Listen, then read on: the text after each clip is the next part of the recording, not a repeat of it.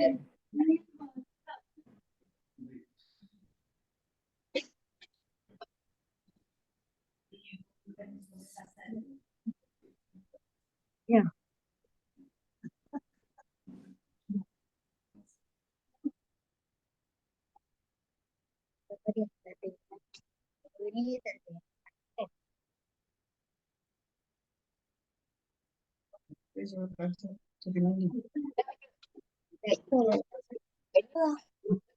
Aja.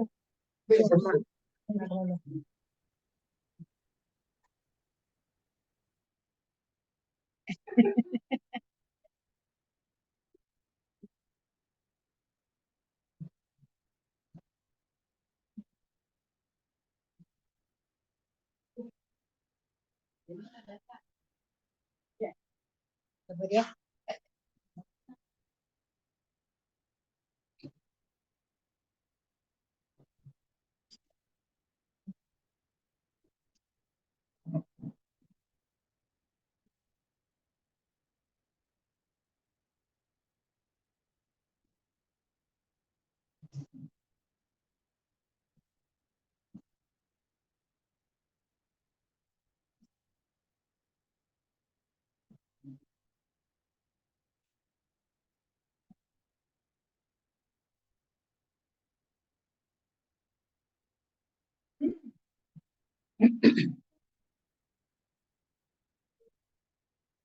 Okey, kita mula dah.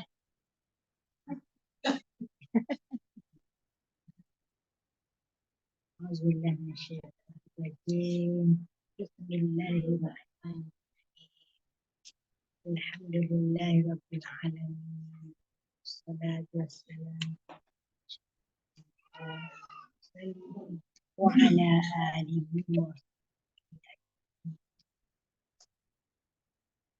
Allahumma inna nas'aluka ilman wa rizqan halalan wa shifaan. Allahumma iftah alaina hikmah alaina wa zidna zidna ilman. Allahumma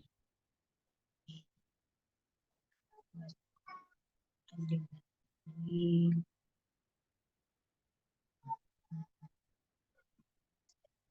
wa ala alihi.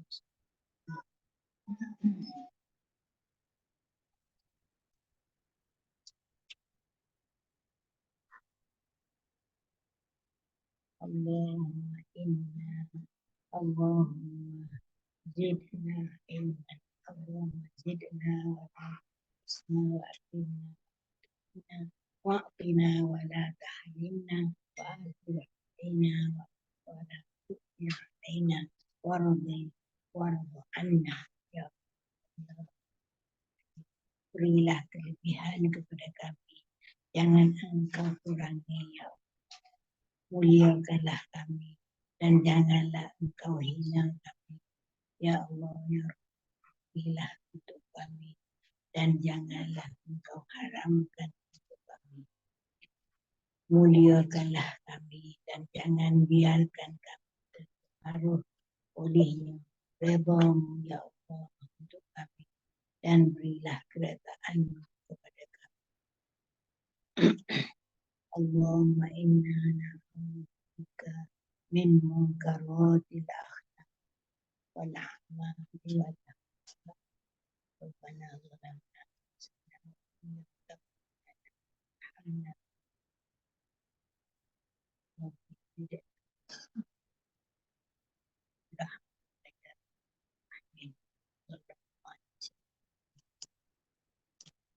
alhamdulillah.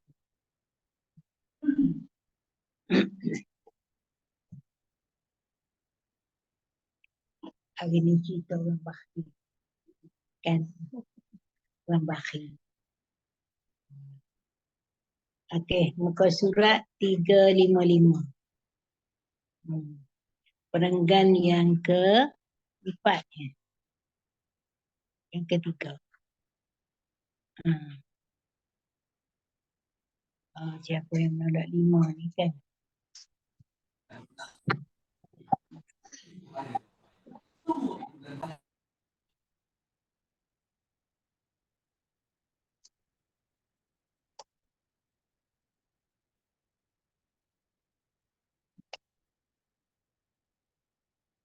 Okey.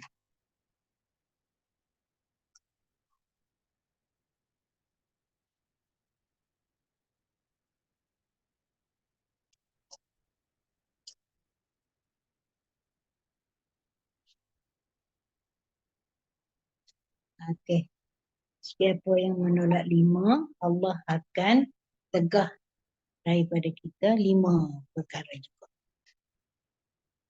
Pertama, kalau kita menolak mengeluarkan zakat. Maksudnya kita tak nak keluarkan zakat. Walaupun daripada harta kita bahagian yang kecil sahaja. 2.5%. Sikit je lah kalau kita tengok. Tapi ada orang enggan menolak mengeluarkan zakat. Macam zaman Saidina Abu Bakar dulu, maka Saidina Abu Bakar memerangi kumpulan ini. Sebab selepas dia Nabi mati, dia enggan keluarkan zakat. Maka Abu Bakar hantarkan tentera memerangi mereka. Sebab kalau tak memerangi, mungkin akan berlarutan kan benda tu.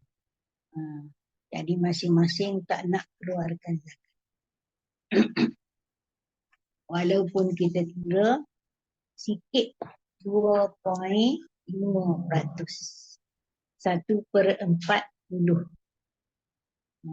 Kalau senang nak bagi, ambil duit tu kita bagi dengan 1/40.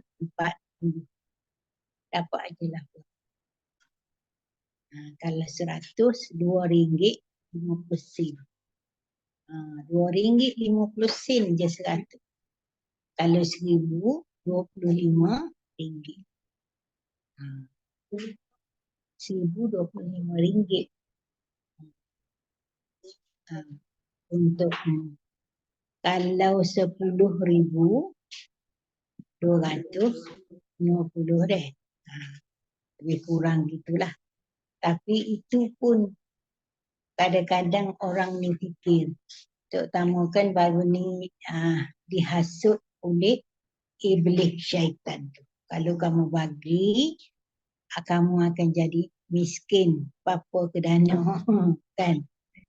Walaupun sikit, tapi dia rasa rugi. Dia tengok angka tu kan. 100 kurang RM2.50. Jadi tinggalnya berapa? 97.50 sen. 100. RM10.50 deh. Betul-betul. RM2.50. Jadi 97.50 sen lah dah. Betul. Jadi dia tengok angka tu, tinggal kat dia kurang daripada harta 100% tu kurang. Maka dia rasa rugi ni, rugi. Rugi besar kan. Yalah, dia tak kira habuan daripada Allah. Tapi dia kira dari segi mata kasar bahawa benda tu akan berkurangan. Itulah iblis kan. Apa ni, dia ayat berapa tu?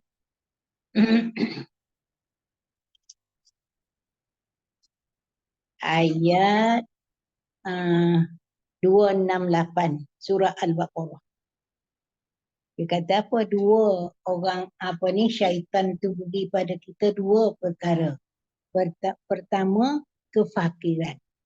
Kalau kamu sedekah, kita akan dapat apa-apa kerana.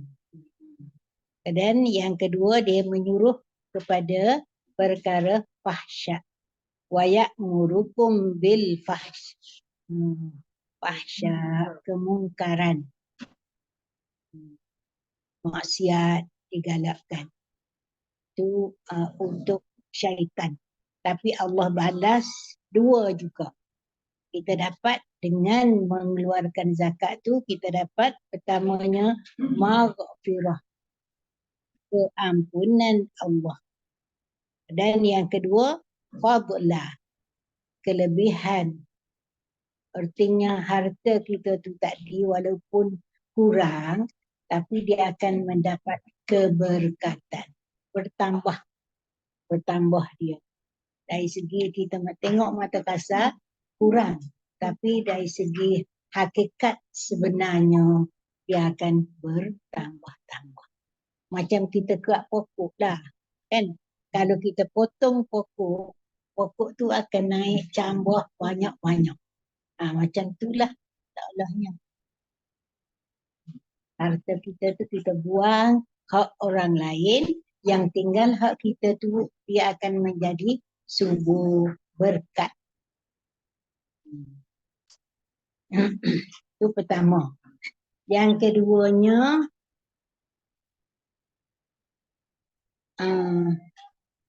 tidak suka sedekah. Hampir sama je, tapi sedekah ni dengan zakat tu berbeza. Zakat tu wajib. Sedekah ni sunat. Tato ataupun tabarruk. Jadi kita buat kebajikan. Sedekah tak dipaksa lah. Nak sedekah berapa. Tapi ingat masa yang dulu tu dalam tajuk ni juga, sedekah berkat benda-benda yang disayangi. Sayang. Duk fikir-fikir tau. Pak fikir-fikir. Mesti, sayang ni. Tak boleh. Tak boleh ni. Jadi kalau kita tak sedekah, Allah Allah mengurangkan kesihatan. Dengan sedekah tu sebagai ubat menyembuh segala penyakit. Tu kadang-kadang apabila kita sedekah tu kita niat, ya Allah ya Tuhanku, sembuhkanlah penyakit yang ada pada siapa-siapa lah, keluarga kita ke, diri kita ke. Dengan sebab sedekah ni kalau ada pahala, engkau sembuhkan orang ni. Boleh kita niat.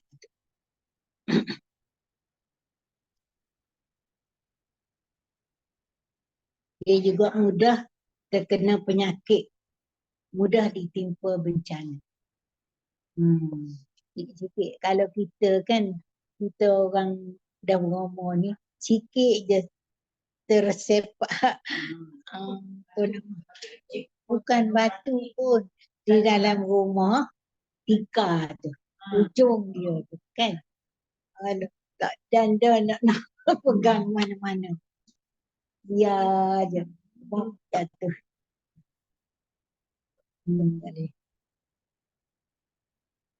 Jadi kalau boleh kita sedekah, niat supaya sihat tubuh badan kita.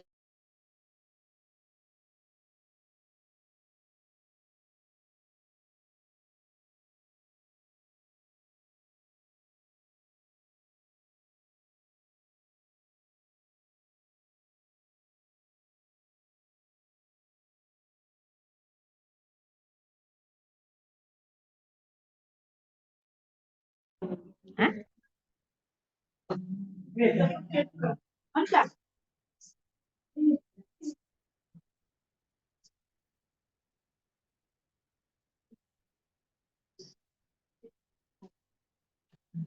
Yang kedua, sedekah. Kita tak bagi sedekah kan, menahan sedekah, maka penyakit mudah menimpa kita. Ataupun dengan sebab sedekah tu, penyakit kita disembuhkan oleh Allah. Yang ketiganya, tak suka mengeluarkan zakat tanaman. Kan orang tanam padi, kalau cukup 400 gantang, dia kena keluar 5% ke 10%. Tak ingat. 5% ke 10%. Beza. padi tu kalau 400 rasanya 40 gantang kita kena keluar. 10 lah dah. 10%. Kalau lain tak ada padi ataupun kurma, apa nama tu, jenis tanaman yang yang utama untuk makanan asas. Kurma, apa nama, inap, gandum.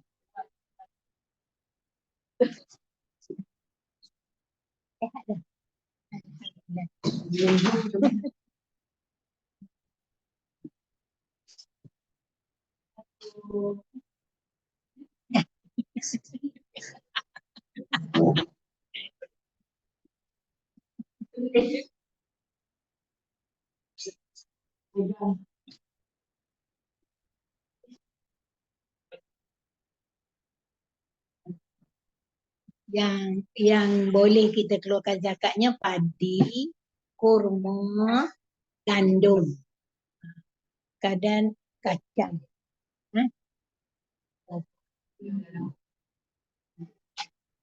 Rasanya tak ada lagi satu, apa nama tu, syair macam gandum, kurma, inak tu kan zabit, buah dia boleh mengenyangkan. Inak, buah inak kan boleh tahan lama kan, sama dengan kurma. Ni, alamak, apa benda tu?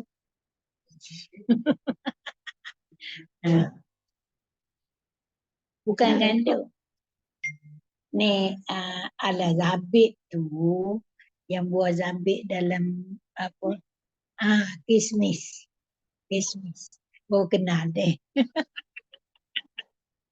Anggur yang kering. Kan dikeringkan. Kalau banyak, lebih, kita kena keluar zakat lah. Tapi kita ni jaranglah padi je. Padi satu je. Kalau di negeri Arab, syair ataupun gandum, kurma, anggur tadi. Bali tak usah Bali. Bali ada juga kalau dikira makanan asasi dia. Bali. Bali. Bali. Kalau dikira makanan asasi, kena keluarkanlah. Kalau tidak, tak. Macam katakanlah negara tu guna beras ataupun gandum, tak.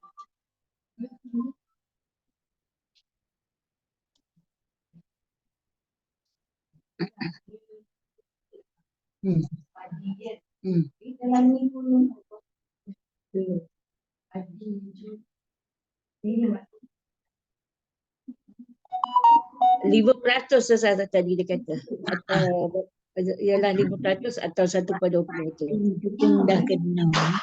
Tapi ada tapi Ustazah, dia kata saya baca dalam ni dia kata kalau yang kena aliran hujan atau aliran air semula jadi, maka zakatnya 10% atau 10%.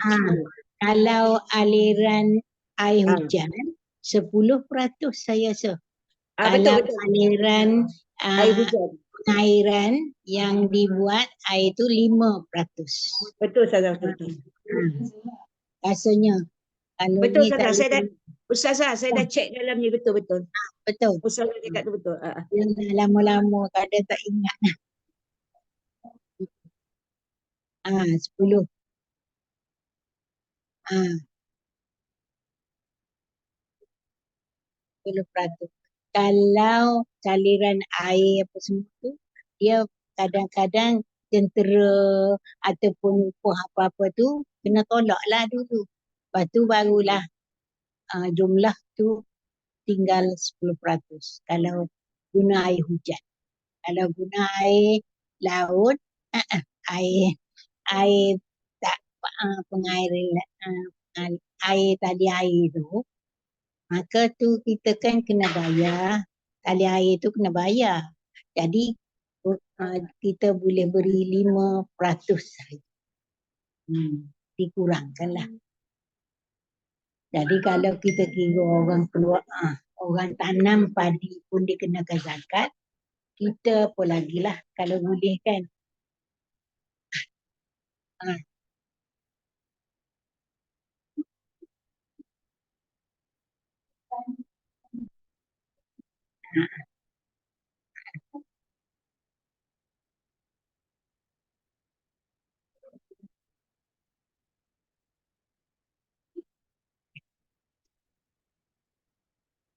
Kan kita tanahnya cukup, boleh.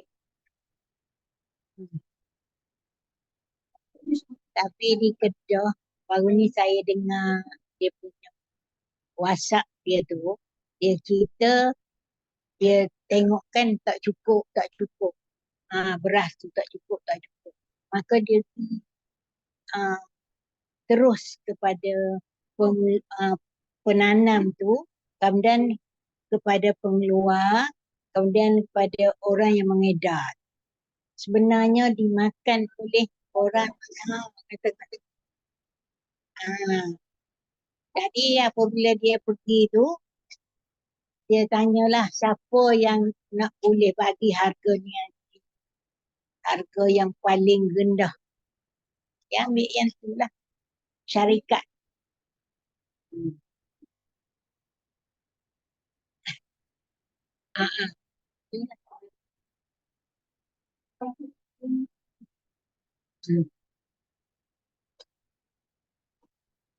Jangan kira orang lain tu. Nak.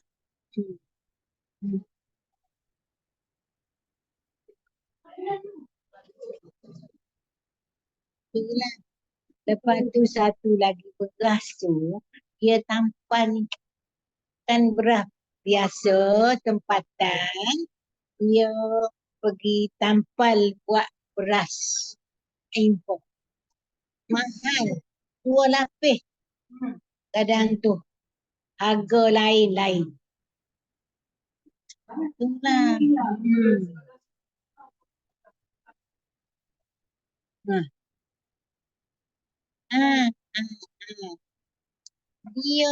Dia koyak kan. Kita koyakkan tu memang harga biasa, harga dululah. Dia naikkan. Lepas tu ada seorang tu peniaga nasi lemak di Bentong. Nanti saya tak ceritalah. Jadi dia biasa adalah buat nasi lemak ni, tak pernah tak jadi. Sekali beli beras tu, dia tak nak jadi lembek. Sebab mesti dicampur tu kan. Beras tempatan dengan beras luar. Jadi tak jadilah. Rugilah dia kan, sian. Dah lah nak cari duit sesen 2 je. Lepas tu beras tu pula dah beli mesti banyak.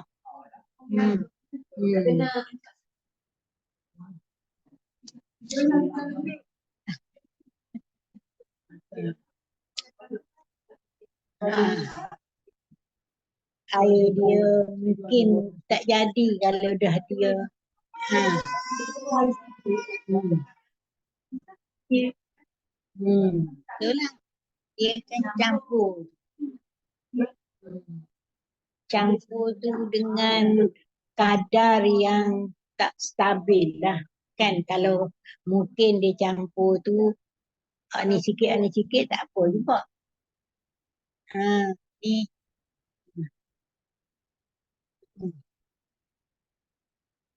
sebab dia lembut.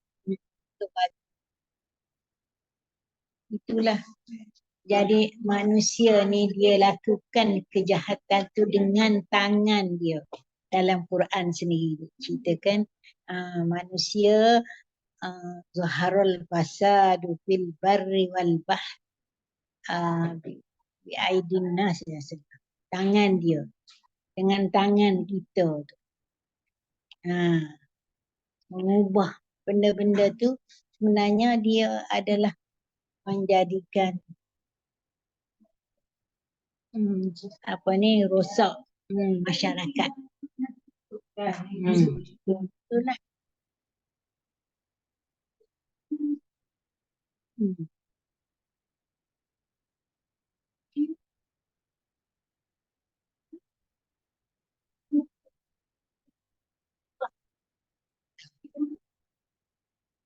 Tanam dan walaupun mahal murah, kita sendiri tanam, mungkin kita boleh cara tu dengan memberikan keistimewaan pada rakyat kita. Tidak.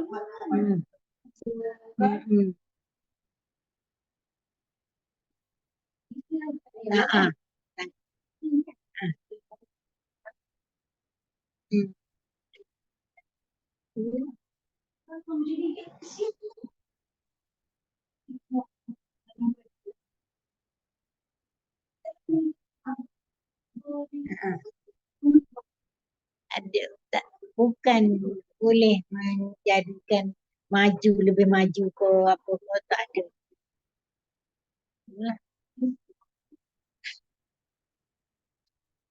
Agensi tu dia ambil kesempatan.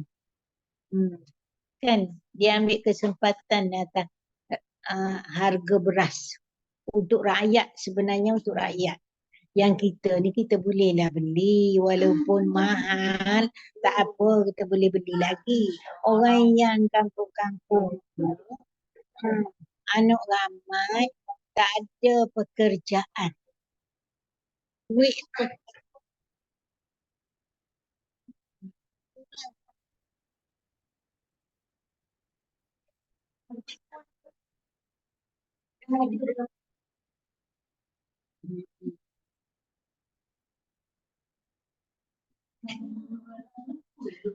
teknologi lah dah.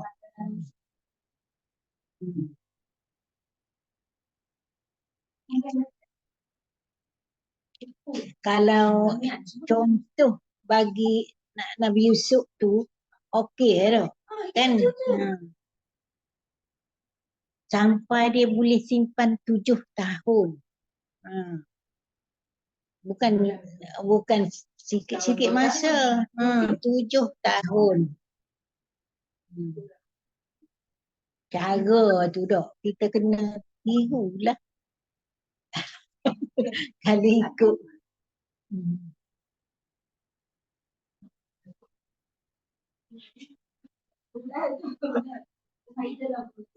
pertanian.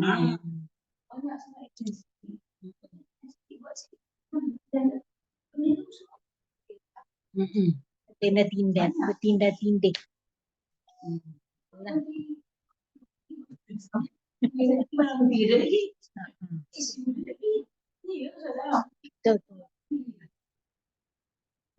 Antara tu pula, tu yang banyak sangat menteri tu. Sampai 70 kan menteri. Kalau buat satu-satu tak bertindih-tindan, mungkin orang tu kerja.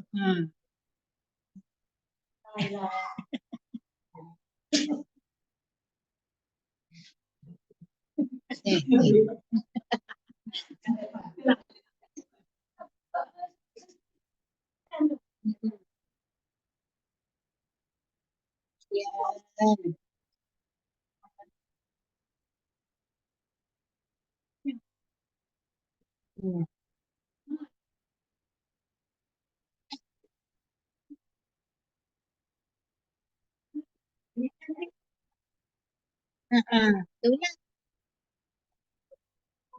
Kalau jangan naik kereta, jalan kaki. Jalan kaki.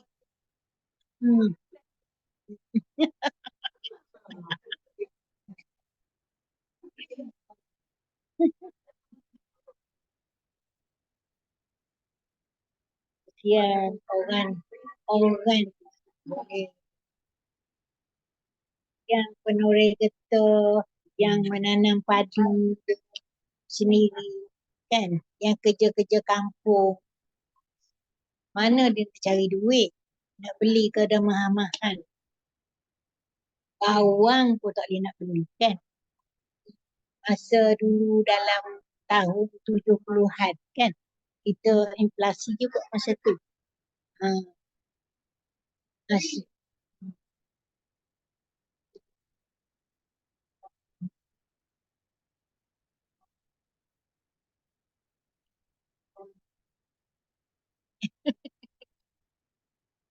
tu kan. Tengok keadaan kita rasa. Berbetulan tajuk kita ni, kita bincang lah sikit dah.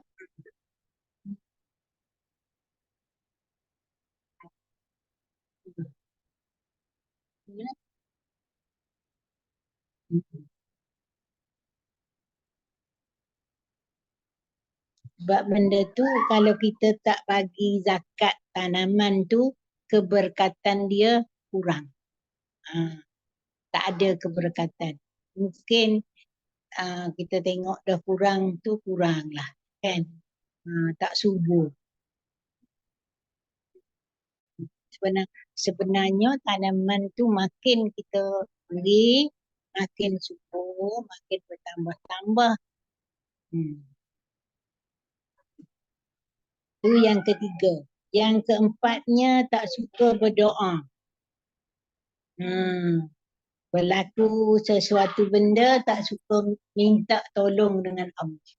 Sedangkan dia kata, kalau kamu bangun malam, minta dengan aku terima, aku akan tunaikan. Jadi Allah kata, bagaimana dia nak memperkenankan doa kita kalau kita tak minta, kan? Kita tak minta. Yang itulah. Jadi kalau kita bangun tu, kita baca 2-3 benda tu. La ilaha illallah wahdahu la syarikalah, lahul mulku wa lahul hamdu wa huwa ala kulli syai'in qadir. Lepas tu subhanallah walhamdulillah wa la ilaha illallah wallahu akbar wa la hawla wa la quwata illa billahil azim. Allahumma gfirli. Minta lah apa nak minta, ataupun kita duduk atas katil tu je. Ya Allah, ya Allah. Panggil Allah pun tak apa dah. Tapi kadang-kadang kita tak sempat-sempat dah. Sedar-sedar tu dah pukul 5 dah. Dah nak mandi lagi, nak bersihkan badan lagi. Sepatutnya kita dan buat sikit kan. Sikit pun tak apalah. Asalkan istiqamah. Jadi Allah marah kalau kita tak berdoa. Sebab dia nak bagi. Sebenarnya dia nak bagi pada kita. Dia kata kita sombong. Tak berdoa tu kita sombong. Tak minta dengan dia. Sebenarnya kadang-kadang kita tak sempat. Nak minta tu tak sempat.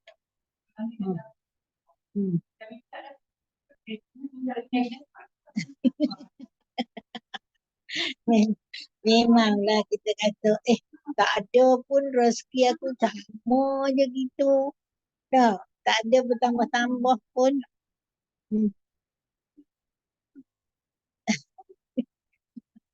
Boleh sihat, boleh berjalan ke mana-mana. Peluang. Mok jatuh depan. Ya.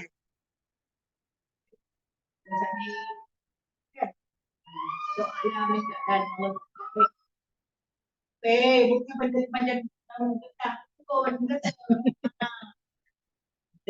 Mungkin sehari, 2 hari, seminggu, sebulan, setahun, ataupun beberapa tahun. Dia tak boleh nak terus menerus, kan? Allah ni tahu. Kalau katakanlah dia beri pada orang ni, apa berlaku pada orang tu. Masa sesuai, lepas tu masa yang kita berhajat. Kan?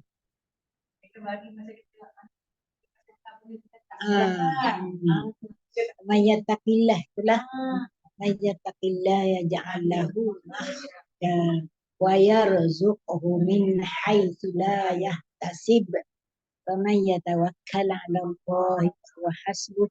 Inna Allaha balighu amrihi qad ja'ala Allahu li kulli syai'in qadra. Kalau kita fikir situ, kita tak rasalah benda-benda tu. Allah zalim, Allah tak beri pada kita. Sebenarnya dia beri. Peluang kita boleh hidup, boleh pergi masjid tu rezeki. Peluang. Dia beri pada kita kesihatan dan peluang. Dua benda tu dah cukup bagi kita. Tapi kadang-kadang kita tak fikir, manalah tak bertambah-tambah pun rezeki aku ni. Dia nak duit je kan. Bukan rasa cukup. Kehendak Allah, dia hantar kita ke sini. Betul.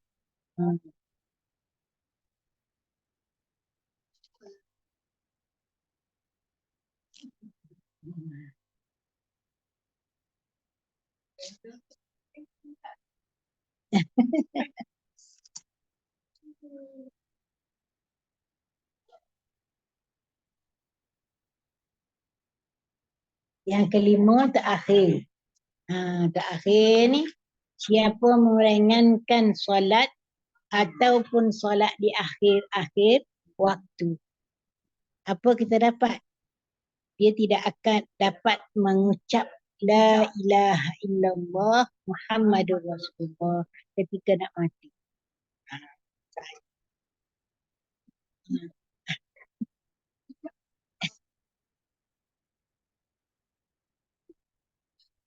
Itulah kita kadang-kadang kan lintas-lintas dia kita sebut Allahumma khtim lana bihusnil khatimah wala takhtim alaina bisu'il khatimah.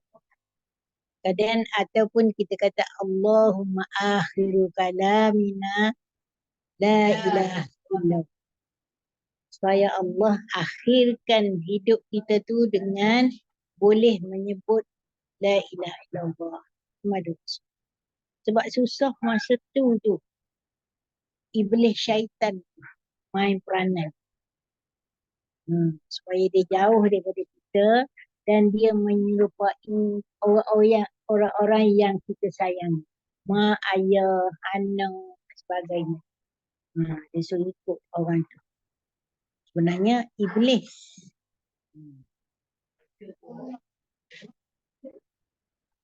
Allah akhiru kalamina. La ilaha. Ataupun kalami kalau kita seorang kan. Untuk suami kita, anak-anak kita kan.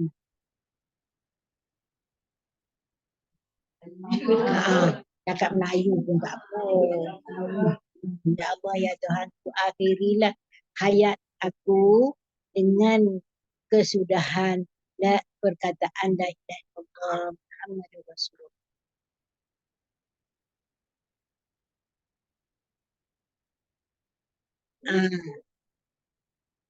Itu Ustaz Sarhan katakan, kata kita tak akan lupa kalau kita sentiasa baca subhanaka la ilma lana illa 'allamtana innaka antal alimul hakim. Kadang-kadang kita ni tak jadi nak sebut tu kan.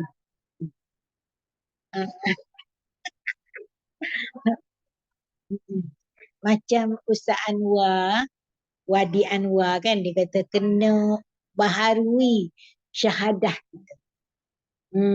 Asyhadu an la ilaha illallah wa asyhadu anna Muhammadar Rasul. Bila-bila lah bila-bila masa teringat kita baca. Ingat kita baca. Tak semestinya kita lepas semayang ke apa. Ada aja. Tapi yang luar-luar ni, duk kadang-kadang duk di dapur ke apa ni mana-mana kan, kita nak nak ingatkan diri kita supaya kita jangan lupa dengan syahadah tu. Jadi kita sebut asyhadu an la ilaha illallah wa asyhadu anna muhammadar rasul. Macam kalau orang dah pergi haji, kita kena sentiasa minta haji mabrur. Itu ikut Ustaz Ibrahim apa tu, orang Terengganu tu. Kan yang dia masa mula-mula dia tak pandai baca Quran tu. Apa dah? Dia pergi belajar luar negeri. Jadi balik-balik tu tak tahu kan nak baca Yasin di sana pun. Dia nak baca Yasin, kawan-kawan baca Yasin alih apa ni, lari-lari je lah. Balik di rumah ni, tak boleh jadi ni.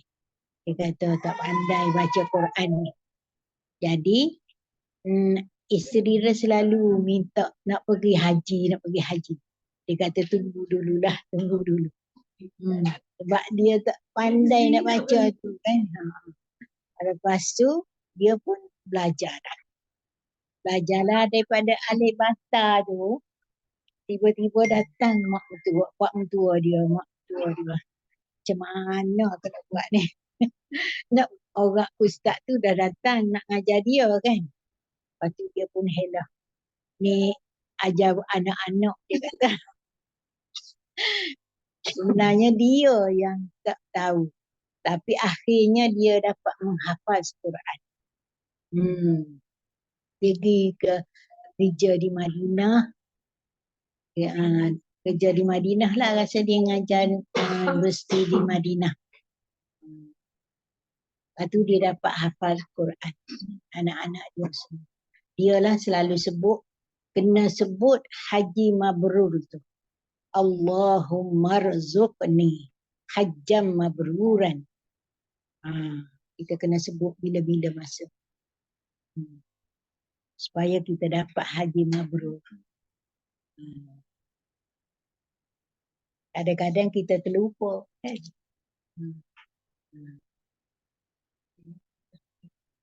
Tak aja dah. Kena baca.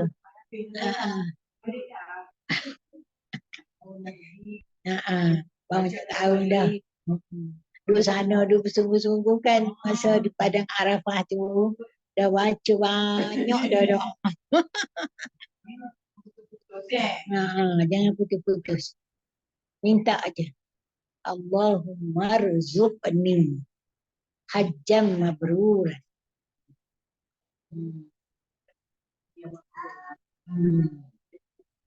Boleh.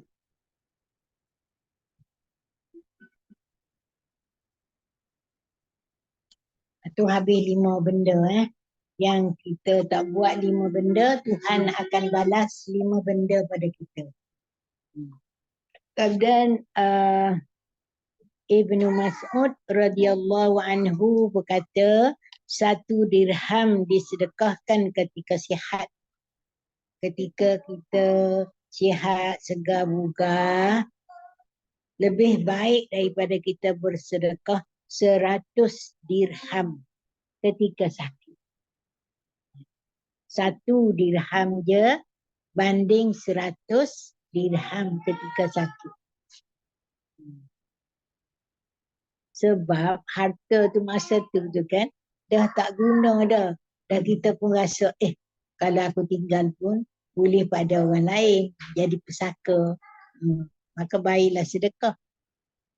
Jadi sedekah masa tu tak berharga sangat.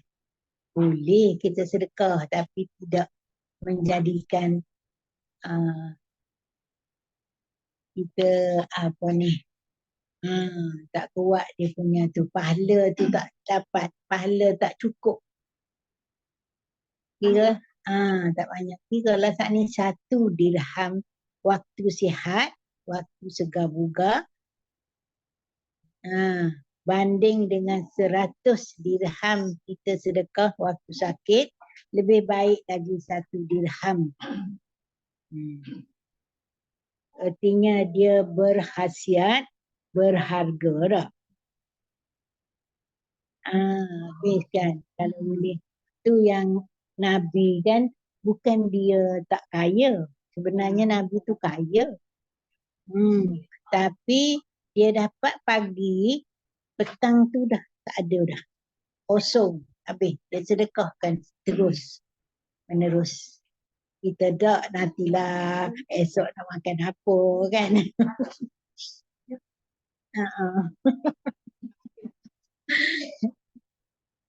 Takut tak ada rezeki. Esok lusa ke apa kan.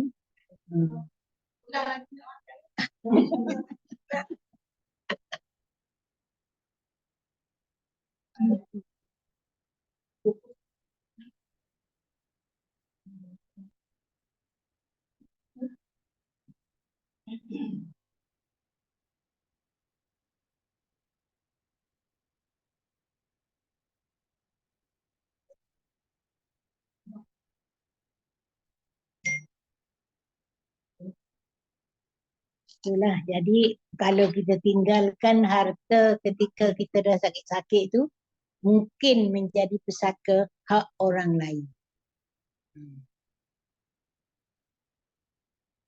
Dan bawah tu Abu Laith kata, saya telah mendengar ayahku. Ayah dia bercerita masa zaman dahululah, iaitu Nabi Isa alaihi salatu wassalam, ada seorang yang bernama Mal'un.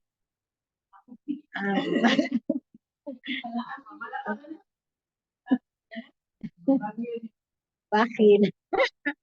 Mal'un. Nama bukan dia.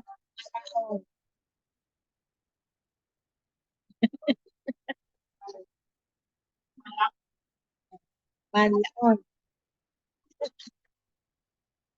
Jadi Mal'un ni seorang yang bakhil. Ketika datang seorang lelaki nak minta dengan dia supaya dibantu untuk peperangan. Kita belilah pedang apa-apa senjata untuk dijadikan berlawanan dalam peperangan. Tapi si Mal'un ni dia tak tahu. dia tak tahu dia. Orang minta ada. Buat bodoh je. Lepas tu dia menyesal. Selepas dia tu, orang tu dah pergi dah, dia menyesal pula. Dia pun panggil, datang sini. Dia pun bagilah sedekah pedang. Bagi sedekah pedang pada orang. Kemudian dia jumpa dengan Nabi Isa, kan zaman Nabi Isa. Orang tu balik jumpa dengan Nabi Isa, orang yang dapat pedang tu. Padahal Nabi Isa tanya, daripada mana kamu dapat ni? Mal'un bagi. Jadi Nabi Isa pun rasa sukalah. Maksudnya Mal'un tu dah jadi pemurah, orangnya pemurah.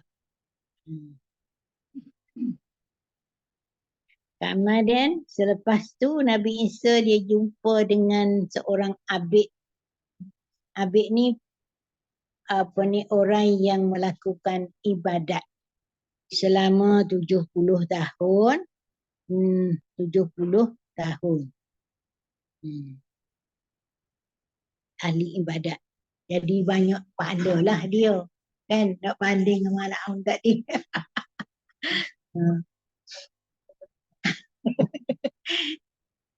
Lepas tu dah dia tu dijumpa dengan Nabi Isa. Tanya Nabi Isa. Nabi Isa tu tanya orang tu daripada mana pedang tu. Daripada Mal'un. Lepas tu ketika Mala'un tu duduk di pintu rumahnya, tiba-tiba dia terfikir, aku nak tengok lah keadaan Abid dengan Nabi Isa tu. Dia buat apa ataupun dia kata apa kepada aku. Dia tiba-tiba dia terlintas dalam hati dia,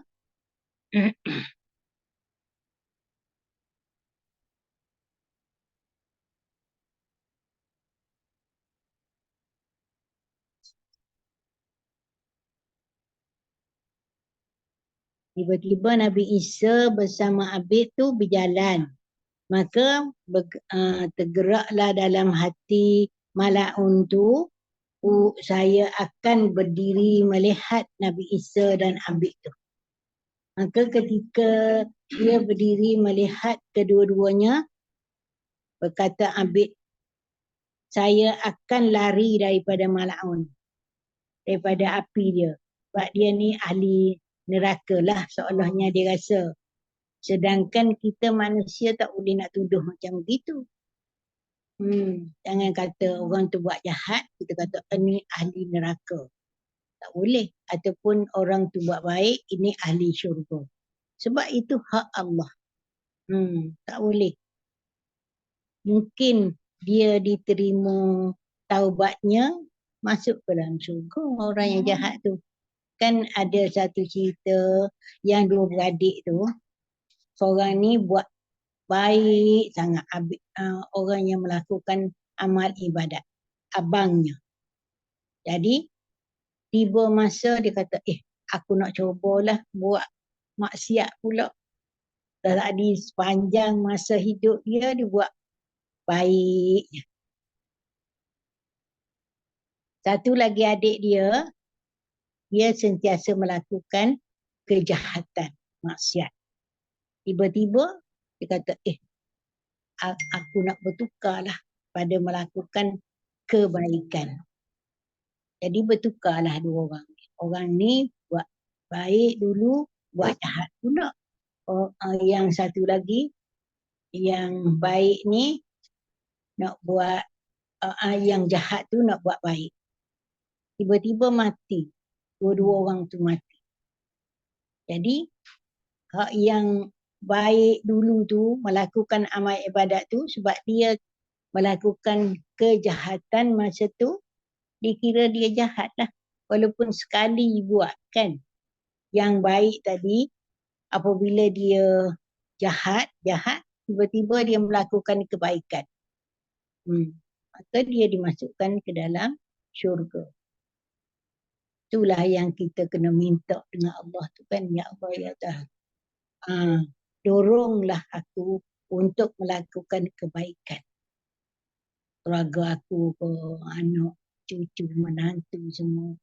Ya Allah, ya Tuhanku, doronglah aku, mak ayah aku ataupun siapa-siapa yang hidup lagi tu, anak-anak, cucu, menantu, untuk melakukan kebaikan. Sebab dengan dorongan dia kita melakukan sesuatu benda tu kan. Tanpa izin dia, kita tak dapat. Jadi Abid tu kata, aku nak larilah daripada Mala'un ni. Sebab dia ni kan ahli neraka.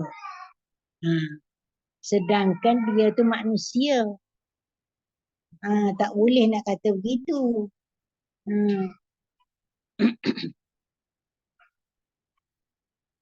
Maka Allah menurunkan wahyu pada Nabi Isa. Allah dah Abid tu kata begitu, dia pun turunkan wahyu pada Nabi Isa menceritakan bahawa Mala'un ni aku dah terima taubat. Terima pemberian dia pedang tu. Jadi artinya dia seolah-olah dia ahli syurga. Tapi Abid tu kata aku tak nak. Aku tak nak yang macam dia. Tak yakinlah Allah ampun dosa Mala'un ni.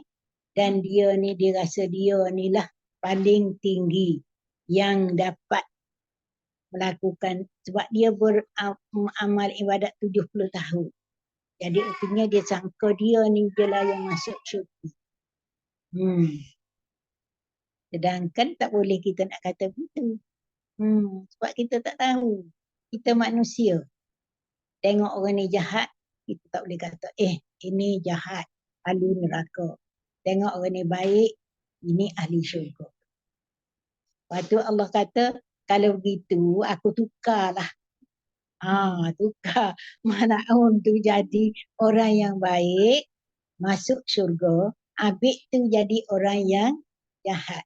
Sebab dia tak percaya dengan kehendak Allah. Kan Allah kata dah, aku ampunkan dosa dia dan dia dapat pahala daripada sedekah pedang. Walaupun sikit, dia kira sebab dia banyak buat 70 tahun ni. Itu yang dia rasa sombong, megah. Kan? Itu namanya sombong tu.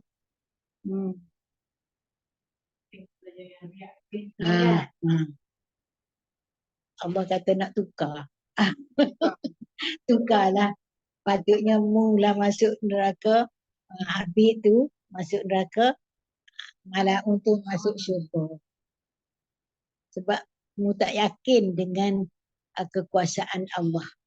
Tak yakin dengan keputusan Allah menerima taubat Mal'un.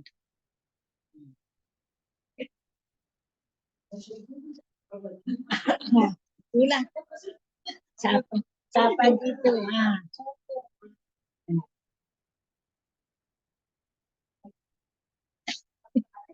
Sekejap sikit je kan. Tu. Jadi sombong takabur.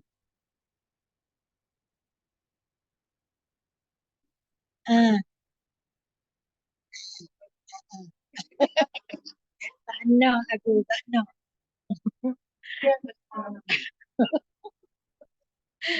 Itulah cerita kan.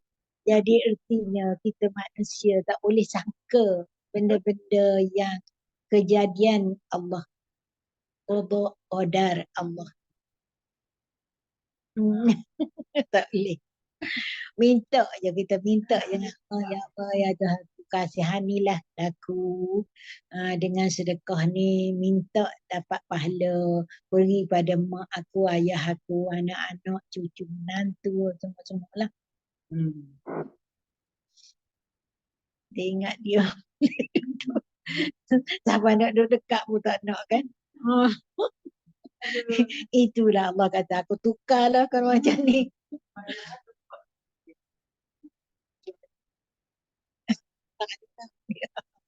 Dia takut, dia kata dia takut terbakar.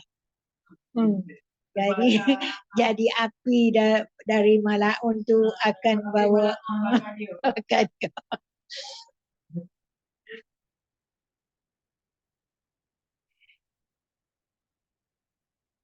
yang melakukan ini memang betul dan ada.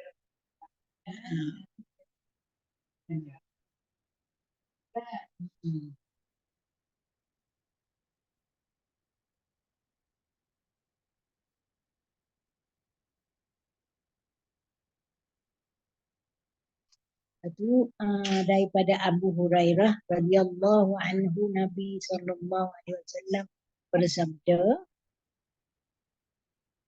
ada malaikat ada malaikat duduk di pintu langit. Dia kata, siapa yang suka memberi hutang hari ini, yuqridullah. Bukan hutang tu hutang kena bayar, maksudnya dia memberikan tanam modal.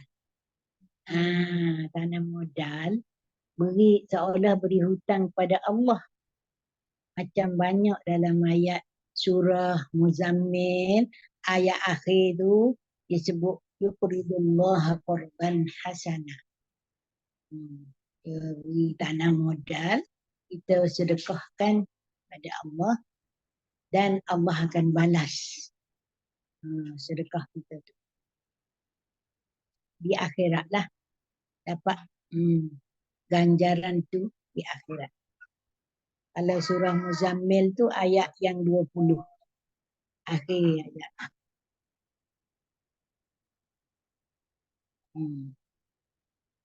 Jadi dia duduk di pintu, dia dia kata siapa yang suka memberi hutang hari ini, maka ia akan dibayar di akhirat nanti. Besok, kelak besok akan dibayar. Akan diberi pahala lah di akhirat. Dan ada pula malaikat yang lain berseru, hai anak Adam, kamu lahir untuk mati. Sebab dia tak buat amal ibadat apa-apa. Dia lahir sekadar duduk di dunia, tak buat apa-apa kebajikan. Bahkan dia lakukan maksiat. Dia tunggu untuk mendapat binasa di akhirat. Sebab dia tak buat apa-apa, balasan dianya ialah balasan daripada kehidupan dia di dunia. Pertama, dia pentingkan dunia. Sebab tu orang kata apa? Dunia ni di tangan, akhirat tu di hati. Jadi kita boleh buang bila-bila masa. Tapi orang yang kedua ni, dunia tu dalam hati. Terbalik. Dalam hatinya, lepas tu akhirat tu kosong lah bagi dia, dia tak ada. Mungkin tak percaya pembalasan Allah, tidak percaya dengan keadilan Allah di akhirat. Jadi dia tak buat apa-apa lah. Tujuan dia hidup di dunia tak ada, kosong.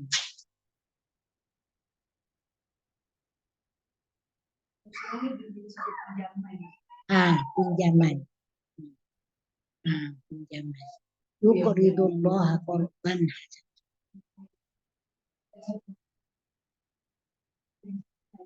Allah. Dia tak faham kan? Sebenarnya bukan kita beri pada Allah, untuk diri kita juga. Cuma kita ambil faedah tu di akhirat. Besok pembalasan dia dapat. Macam sedekah lah.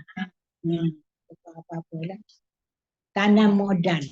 Kan, tanam modal untuk dapat pahala tu di akhirat.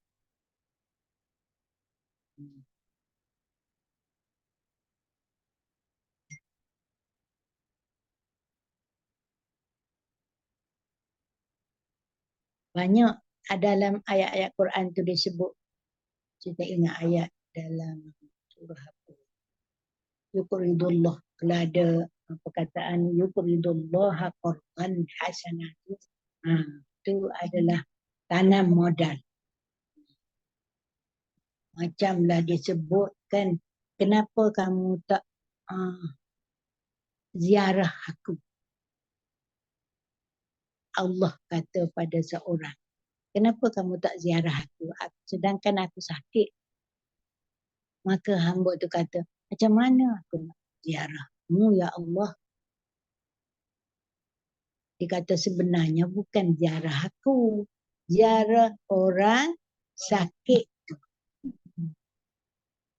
Ziarah orang sakit tu seolah-olah ziarah pada aku. Kan kita ziarah orang sakit, kita dapat doa-doa tu. Mustajab doa orang sakit. Kalau boleh kita pergi, kita berdoa, dia aminkan, kita pun dapat doa. Sebab orang sakit tu dia mustajab doa. Lepas tu dia kata, kenapa kamu tak bagi aku minum sedangkan aku dahaga? Kata hamba tu kata, macam mana aku nak bagi minum padamu ya Allah? Sebenarnya kamu tak memberi sedekah kepada orang yang miskin. Katakanlah air ke, dia nak tu, tak bagi. Dia ibaratkan, ada macam tu, macam tak adilah. Kenapa Allah tu miskin sangat nak minta derma daripada hamba? Bukan untuk dia, bukan untuk Allah. tak ada faedah apa-apa pun dia yang kaya. Al-Mughni. Allah tu kaya. Dia tak berhajat pun pada kita. Kalau kita beri ke, tak beri ke, tak ada apa-apa kesan pada dirinya. Cuma kita yang berhajat pada dia. Nak memberikan pertolongan pada orang lain supaya kita dapat pahala di akhirat. Jadi ingatlah, sedekah 1 dirham waktu segar tu pahalanya lebih baik daripada 100 dirham waktu sakit. Kadang-kadang kita tak sayang kan waktu segar ni. InsyaAllah. Tapi bagi kita tak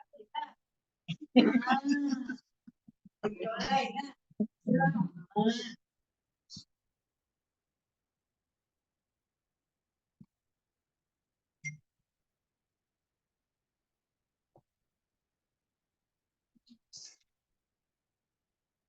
Lepas tu Nabi bersabda lagi, Nabi ditanya, Ya Rasulullah, idza kharajta minad dunya fadhaharul ardi khairul lana am batnuha. Qala Abu Hurairah, qala Nabi sallallahu alaihi wasallam, idza kana umarukum khiyarakum wa aghniyaukum askhiyanukum wa umurukum syura bainakum wa zahrul ardi khairul lakum min batniha wa idza kana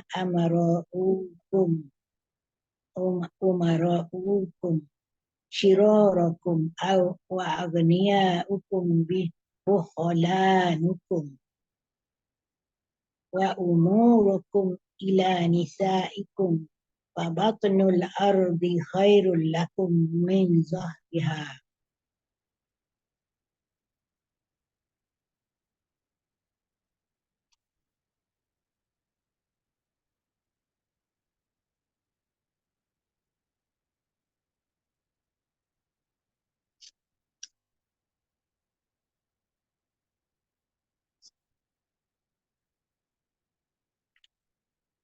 Dia kata, wahai Rasulullah, jika kamu telah keluar dari dunia ini, maka di atas bumi yang lebih baik atau di dalamnya untuk kami. Faham tak? Apa dia bahasa dia tu, kan? Kamu telah keluar dari dunia, maka di atas bumi yang lebih baik atau di dalamnya untuk kami. Abu Hurairah kata, Nabi SAW bersabda, jika pimpinan pemerintahanmu orang-orang yang baik dan orang-orang kaya, itu orang-orang yang dermawan, dan semua urusanmu dimesyuaratkan bersama, maka di atas bumi lebih baik daripada di dalamnya. Tetapi jika pemimpinmu, pemerintah tu yang jahat dan yang kaya-kaya, orang yang bakhil, kaya tapi bakhil tu, dan semua urusanmu terserah kepada kaum wanita, maka di dalam bumi lebih baik daripada di atasnya. Kan kalau kita dapat melakukan solat subuh tu, solat sunat subuh tu, pahala dia dunia dan seisinya. Inilah maksudnya. Dunia dan seisinya. Artinya kita masuk dalam. Dia katakan, keluar dari dunia itu, maka di atas bumi yang lebih baik atau di dalamnya untuk kami. Abu Hurairah kata, Nabi bersabda, jika pimpinan pemerintahmu tu orang yang baik dan orang kaya, itu orang-orang yang dermawan, ke semua urusanmu dimesyuaratkan bersama, maka di atas bumi lebih baik daripada dalamnya. Di atas bumi ni. Di atas bumi lebih baik daripada di dalamnya. Maksudnya hidup di dunia lah. Hidup di dunianya lebih baik lah. Hari kita sebab kita boleh buat amal ibadat. Kalau berbetulan pemerintah tu orang yang baik-baik. Kan kalau pemerintah tu zalim, mungkin kita tak dapat juga nak buat amal kebajikan dengan baik. Dipaksa ke macam-macam. Lebih baik daripada di dalamnya. Duduk dalam bumi. Maksudnya matilah. Kalau dah mati, tak ada buat apa tu lah. Rehat. Tak ada dah nak buat amal ibadat. Di atasnya itulah kebaikan solat subuh, sunat subuh tu pagi tu, sebelum subuh tu kita semayang 2 rakaat, lebih baik daripada dunia dan seisinya. Seisinya banyaklah, pokoknya, batunya, ikan di laut, apa-apa sahaja.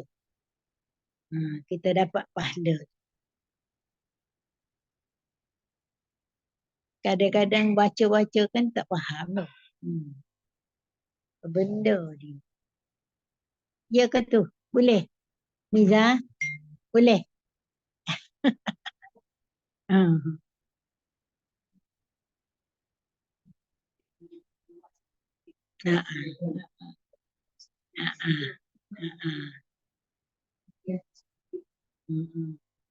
Kalau ayat apa ni, kita cari ayat yang menceritakan tentang baiknya hidup di atas dunia daripada mati di akhirat.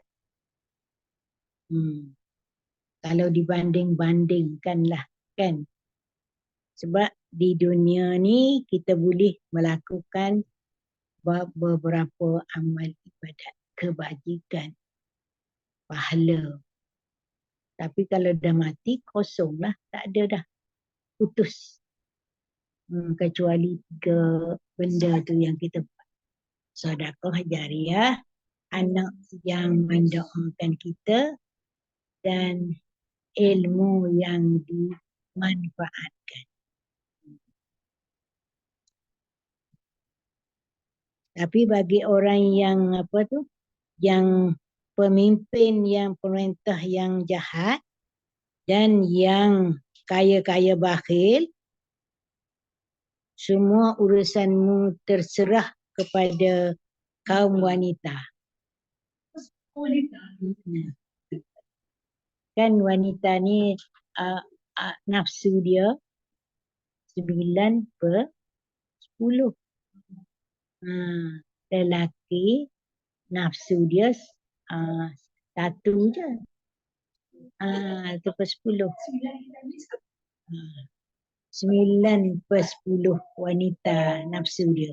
Artinya kalau kita tidak diasuh, diajar, tidak mendengar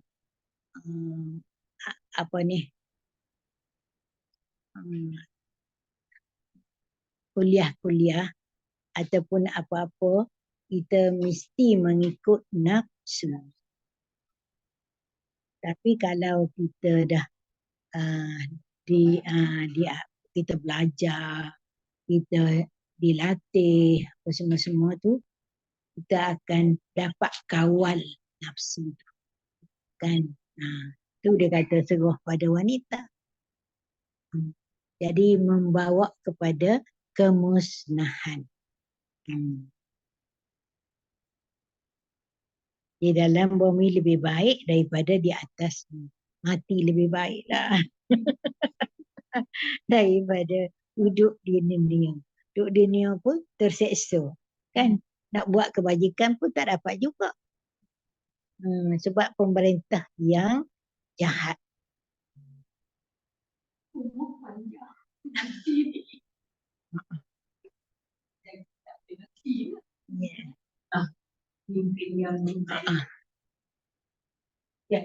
Ujian kita lah.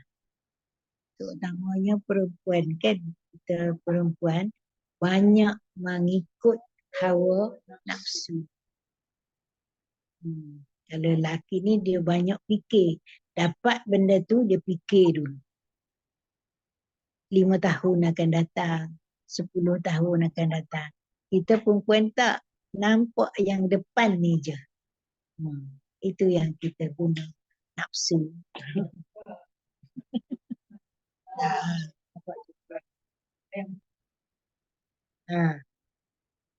Sebab ada tanggungjawab. Lelaki tu kan dia kena tanggung mak dia, ayah dia, adik-beradik, kalau adik-beradik yang ditinggalkan suami dan sebagainya lah. Dia banyak benda tu pergi pada orang tu. Kalau kita untuk kita sendiri je. Seorang-seorang je lah. Kan? Itu yang kalau kalau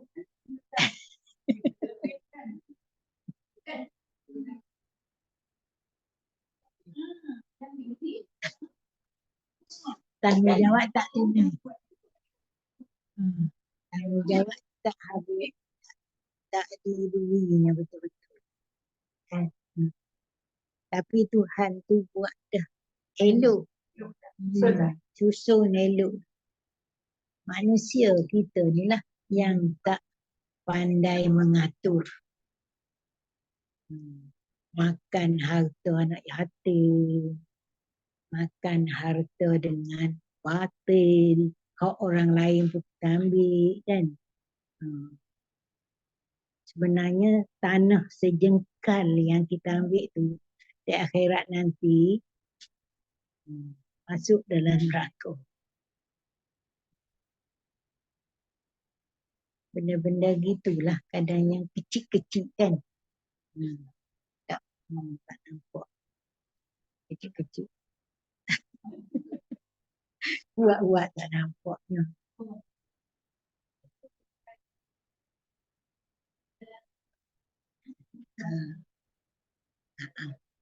Gimana?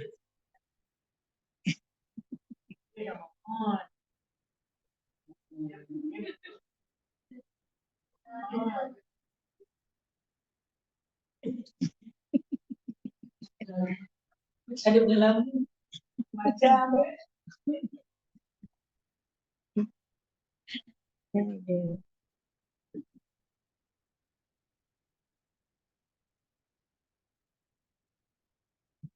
dan Ibnu Mas'ud kata, jika engkau dapat meletakkan tabunganmu, simpananmu di tempat yang tidak dapat dimakan oleh ulat dan tidak terambil oleh pencuri, maka laksanakanlah dengan sedekah. Sebab sedekah tu ulat tak boleh makan. Pencuri pun tak boleh nak ambil. Kan? Kita dah beri daripada akhirat. Kan? Kalau kita letak di tempat lain, pertama habis dimakan. Kalau kita makan tu jadi jadi abu je lah dah. Betul-betul. Apa ni, kalau kita pakai tu lusuh. Yang tinggal kekal selama-lamanya yang kita sedekah. Yang kita bagi pada hak orang lain. Hak kita tapi kita beri pada orang lain. Tapi kita kadang tak nampak kan. Kan? Ibu kata buat tak nampak.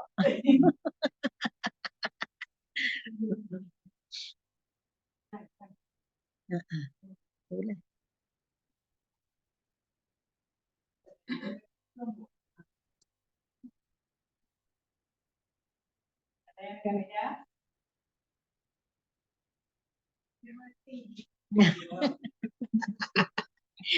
Nak pergi makan ni nanti kalau kita bagi duit berkerumun dia. Tak boleh. Datang. Susah kita. Datang ramai-ramai. Kena kadang bagi sembunyi kan. Jangan nampak. Tak boleh.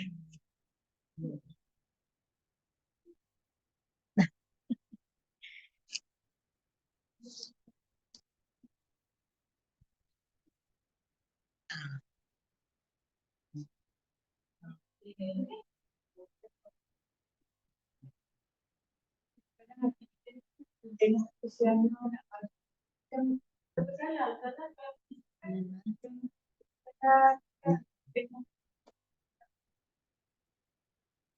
kadang yang dia buat cacat-cacat tu kan.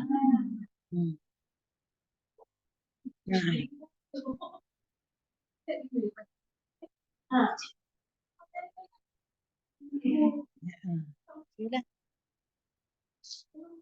Tapi memang luka ataupun cacat tu sama ada.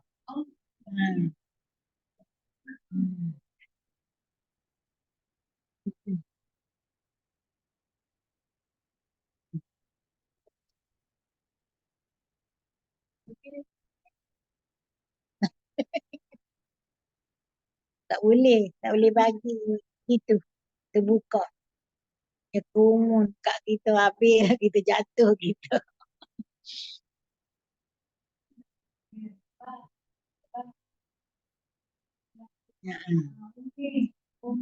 Mama.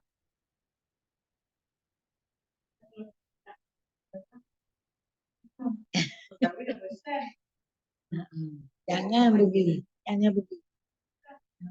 Sebab dia kumun tu masalah. Pandai dia panggil tu. Cepat je. Seminit je. Kan? Bukannya lama. Seminit tu dah mari kerumun habis dah.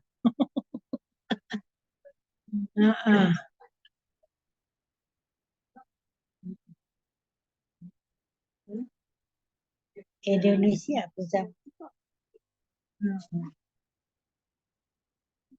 Dia memang. Okeylah, kita habis sampai sinilah. Boleh? Sampai kedekut tu. Mungkin sekali lagi habislah.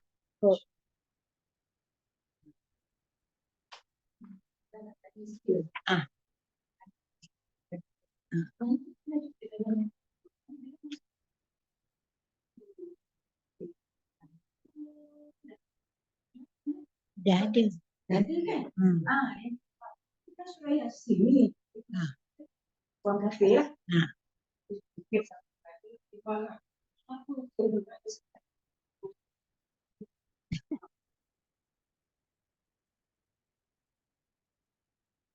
Tapi kalau orang yang tidur kita pengganti. Yang tidur ni saya.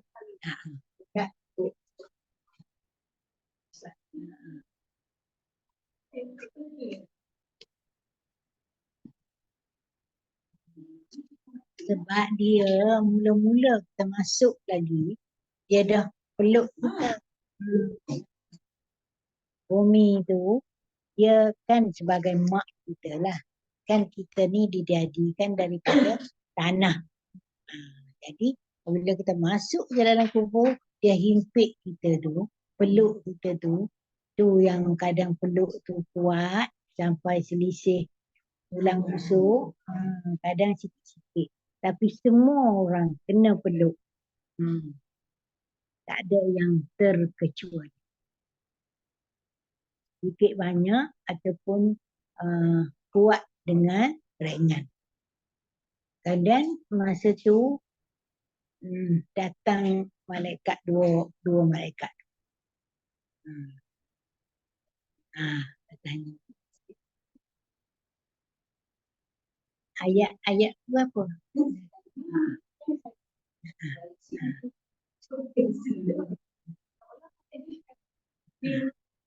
Tapi kalau orang yang beriman, katakanlah orang beriman, malaikat kata tidurlah sebagaimana pengantin baru.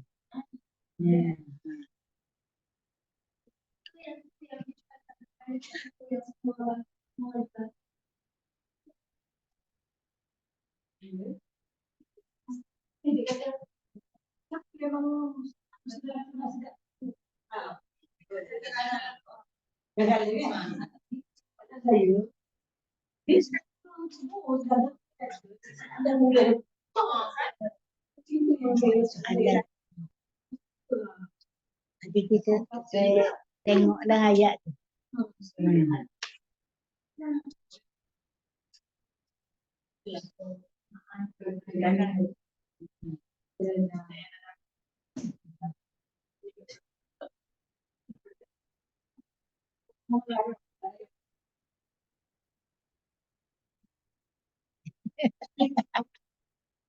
Tapi dia kalau masuk dalam kubur kalau orang kafir,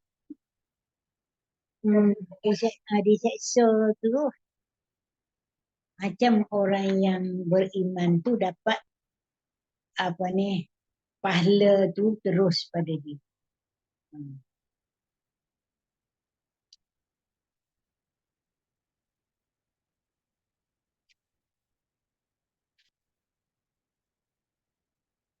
Baca doa lah. Bismillahirrahmanirrahim. Wassalatu wassalamu ala salim wa ala alihi wa sahbihi. Amin. Allahumma inna na'udzu bika min zawali ni'matika wa tahawuli afiyatik wa wuj'ata ni'matik wa jami'i sahdik. Allahumma inna na'udzu bika min ilmin la yanfa, min qalbin la yakhsha, min nafsin la tashfa, wa min du'a'in la yustajab. Allahumma inna nas'aluka hubbaka wa hubba man yuhibbuka wa rahmatal lati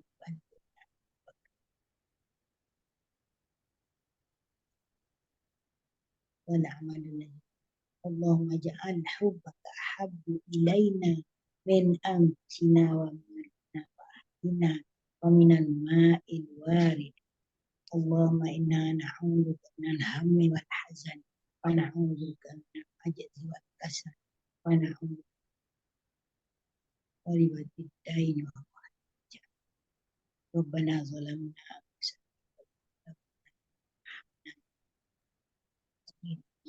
Allahumma inna nas'aluka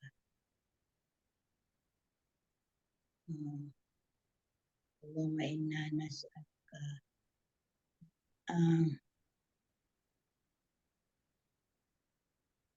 Terima kasih Ustazah. ya Allahumma inna. Terima kasih Ustazah. Oh tak habis. Tak habis? Belum habis doa. Oh, dengar Kak Wiza cakap kita pun. Kenapa dah habis? Masta'adha minhu Nabiyyuka Muhammad sallallahu alaihi wasallam wa antal musta'an wa alaikal balagh wa la hawla wa la quwwata illa sallallahu alaihi wasallam. Alhamdulillah. Amin. Okay. Terima kasih Ustazah. Terima kasih Ustazah. Terima kasih.